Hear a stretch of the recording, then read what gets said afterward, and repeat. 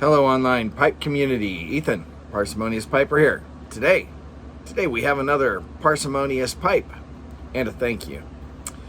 This week's Parsimonious pipe is a carved Bulldog from Briarlee.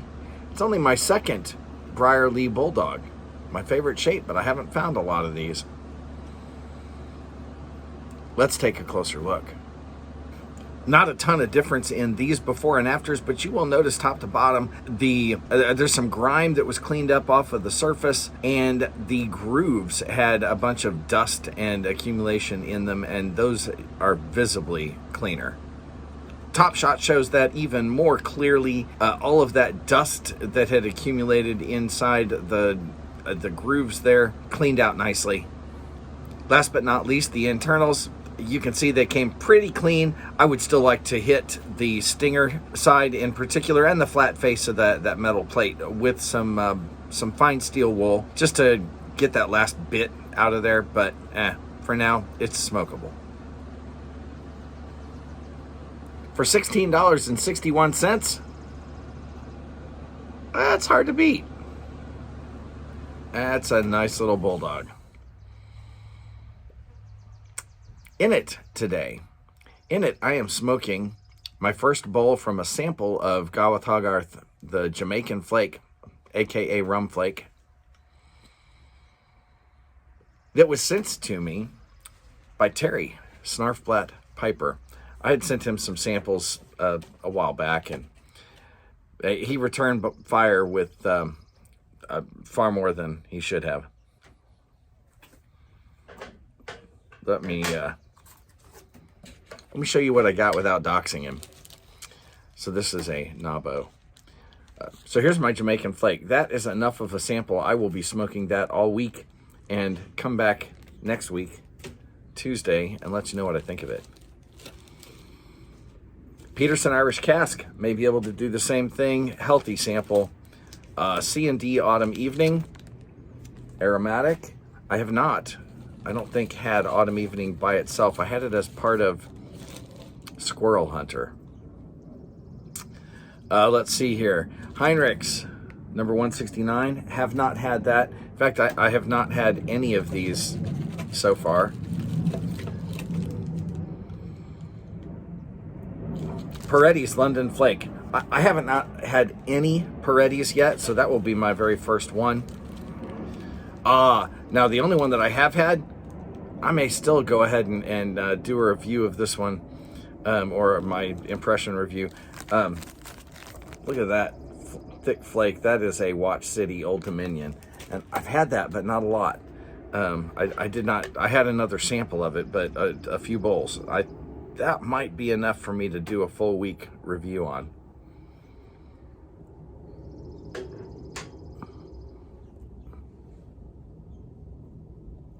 There we go. Back to some fire. Now, last and not least, but this is absolutely lovely. This is unobtainium. This is Daughters and Ryan's Rimboche AB. This is a Virginia Kentucky blend, but where the dark-fired Kentucky has been Perique processed. Mark Ryan has done a lot of experimentation with using the Perique pressurization processing and fermenting process on other types of leaf. Most notably recently the Catarini that he did for Sutliff's Birds of a Feather series.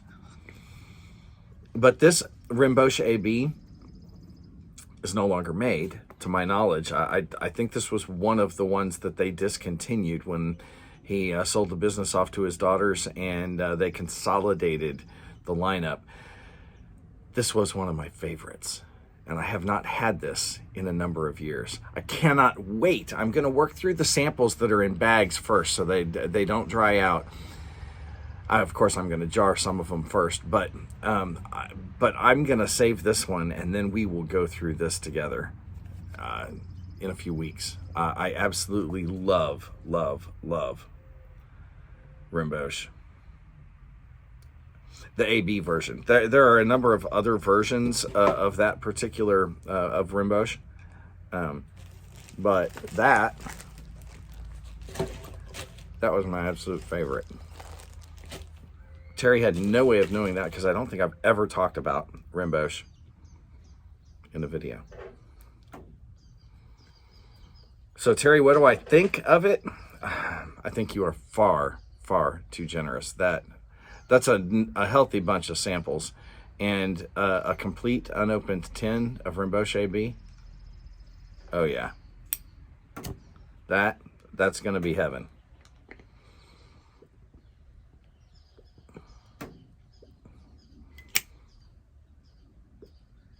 In the meantime, this week, like I said, I'm going to enjoy this God with Hogarth Jamaican rum flake.